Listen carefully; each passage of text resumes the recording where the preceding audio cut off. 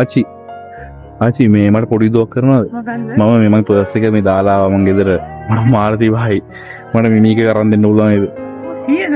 මේක මම රුපියල් 100ක් දුකද වෙන්නේ ආචි.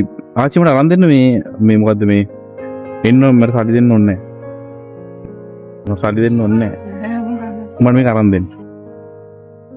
කවන්න නැද්ද? කමක් නැහැ ඒකට නම් පුතා මට නේ ඕනේ දේ ගන්න තියෙනවා ගොඩක් ඒක. මේක විතර කරන් දුන්න මට මාළු තිබ්බහයි.